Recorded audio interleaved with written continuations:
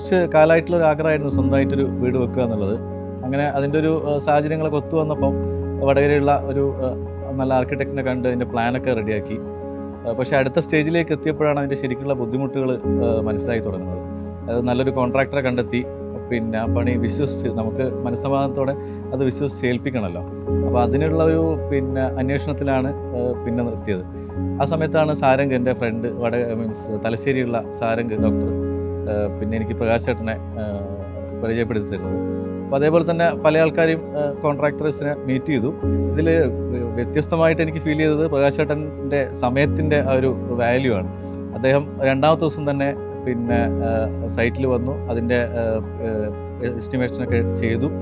എന്നിട്ട് ഒരു 2-3 ദിവസത്തിനുള്ളിൽ നേരിട്ട് തന്നെ ഒരു മീറ്റിംഗ് വെച്ചു.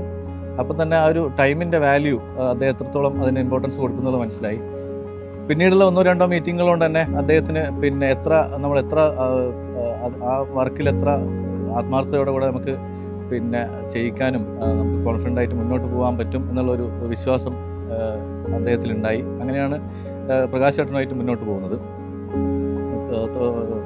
ഈ വർക്ക് തുടങ്ങി ഇപ്പോൾ ഏകദേശം എൻ്റെ ഒരു 80-90% വർക്ക് കഴിഞ്ഞു.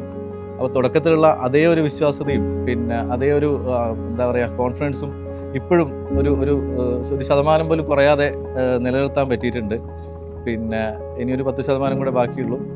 ഈ അദ്ദേഹത്തിൻ്റെ വർക്കിലല്ലാതെ ബാക്കിയുള്ള എല്ലാം, അപ്പം ഇലക്ട്രിക്കൽ പോലും പ്ലംബിങ് അങ്ങനെയുള്ള വർക്കിലെല്ലാം അദ്ദേഹത്തിൻ്റെ ഉപദേശങ്ങളും ഒക്കെ കൊണ്ടാണ് മുന്നോട്ട് പോകുന്നത്. അത് കൂടാതെ തന്നെ വളരെ നല്ലൊരു പേഴ്സണൽ ബന്ധം അദ്ദേഹമായിട്ടും അദ്ദേഹത്തിൻ്റെ മകനും അദ്ദേഹത്തിൻ്റെ ടീമുമായിട്ടൊക്കെ ഉണ്ടാക്കാൻ കഴിഞ്ഞിട്ടുണ്ട്. നമ്മുടെ ആർക്കിടെക്റ്റിൻ്റെ ഒരു കൺസെപ്റ്റ് എന്ന് പറയുന്നത് പഴയൊരു വീടെന്നുള്ള കൺസെപ്റ്റ് മാറ്റി ഒരു ശുദ്ധമായ വായുവും വെന്റിലേഷനൊക്കെ ലൈറ്റൊക്കെ നാച്ചുറൽ ലൈറ്റൊക്കെ മാക്സിമം വരുന്ന രീതിയിലുള്ള ഒരു പ്ലാനായിരുന്നു. അപ്പോൾ അതിൽ ടെക്നിക്കലിയും അതേപോലെ കുറേ എക്സ്പീരിയൻസ് വേണ്ട ഒരു ഏരിയ ആണ്. അപ്പം അങ്ങനെ ആ ഒരു രീതിയിൽ നമുക്ക് ഏൽപ്പിക്കാൻ പറ്റിയ ഒരു ടീമിനെ തന്നെ കിട്ടി. ഇതുവരെയുള്ള വർക്കുകളൊക്കെ അതിലേറ്റവും മനോഹരമായിട്ട് തന്നെ വന്നിട്ടുണ്ട്.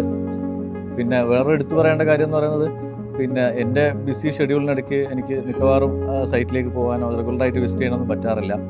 അതൊക്കെ വളരെ കെയർഫുള്ളായിട്ട് നോക്കി കണ്ടുകൊണ്ട് അവർ ചെയ്തിട്ടുണ്ട്. ഇടയ്ക്ക് പ്രകാശ് ചേട്ടൻ തന്നെ വിളിച്ച് പറയും, ഡോക്ടറെ നിങ്ങളെ വീടിൻ്റെ പണി നടക്കുന്നുണ്ട്, വല്ലപ്പോഴും വന്ന് നോക്കണം എന്ന് പറയുന്നൊരവസ്ഥ വരെ ഉണ്ടായിട്ടുണ്ട്.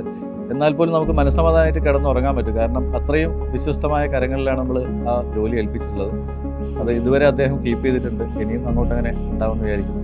ടൈം ഷെഡ്യൂളിൽ പറയുകയാണെങ്കിൽ നമ്മൾ പറഞ്ഞ സമയത്ത് നിന്ന് കുറച്ച് മുന്നോട്ടല്ലാതെ പിന്നോട്ട് പോയി നമ്മളതായ ചെറിയ ഡിലേ കൊണ്ടൊക്കെ വ്യത്യാസം വന്നിട്ടുണ്ടെങ്കിൽ പോലും എല്ലാം കറക്റ്റ് സമയത്ത് തന്നെ സമയാധിഷ്ഠിതമായിട്ട് തന്നെ ചെയ്യാൻ വേണ്ടിയിട്ട് പ്രകാശ് ചേട്ടനും ടീമിനും പറ്റിയിട്ടുണ്ട്. അവരുടേതായ ഇന്നോവേറ്റീവ് ഐഡിയാസ് ഇതിൽ ഇൻക്ലൂഡ് ചെയ്യാനും ഓരോ സമയത്തും ചെറിയ ചെറിയ മാറ്റങ്ങൾ നമ്മൾ സ്വാഭാവികമായിട്ടും പ്രതീക്ഷിക്കുമല്ലോ. ആ കാര്യങ്ങൾ പോസിറ്റീവായിട്ടുള്ള കാര്യങ്ങൾ സജസ്റ്റ് ചെയ്യാനും അത് നമുക്ക് ആക്സെപ്റ്റ് ചെയ്യാനും പറ്റിയിട്ടുണ്ട്. നമ്മുടെ കോൺട്രാക്ടേഴ്സുമായിട്ട് ആർക്കിടെക്റ്റുമായിട്ടും വളരെയധികം ഒരു ചേർന്ന് പോകുന്നുള്ളൊരു ടീമായിരുന്നു. അപ്പം ഒരു രീതിയിൽ നമുക്കൊരു ബുദ്ധിമുട്ടുകൾ ഇത്രയും കാലത്തെ ഈ വർക്കിനിടയിൽ വന്നിട്ടില്ല. ഒരിക്കൽ പോലും ഒരു മോശമായ സംസാരം വേണ്ടി വന്നിട്ടില്ല. എല്ലാം വളരെ ക്ലിയർ ആയിട്ടായിരുന്നു ഇതുവരെ മുന്നോട്ട് പോയിട്ടുള്ളത്. പ്രകാശ് ചേട്ടനെ പറ്റി പേഴ്സണലായി പറയുകയാണെങ്കിൽ നമുക്കൊരു ഏജ് വെച്ച് നോക്കുമ്പോൾ കുറച്ച് അധികമാണെങ്കിൽ പോലും സ്വന്തം കുടുംബക്കാരനെ പോലെ തന്നെ അല്ല, ഏട്ടനെ പോലെ അങ്ങനെ ഒരു കൺസെപ്റ്റ് രീതിയിലാണ് നമ്മളോടുള്ള പെരുമാറ്റമായാലും എല്ലാ രീതിയിലും. അത് ഈ പണി കഴിയുന്നതോടെ തീരുന്നതല്ല ബന്ധം. എനിക്ക് തോന്നുന്ന ലൈഫ് ലോങ് ആയിട്ടുള്ളൊരു അങ്ങനെ ഒരു ബന്ധം ഉണ്ടാവും എന്നുള്ള ഒരു പ്രതീക്ഷയിലാണ്.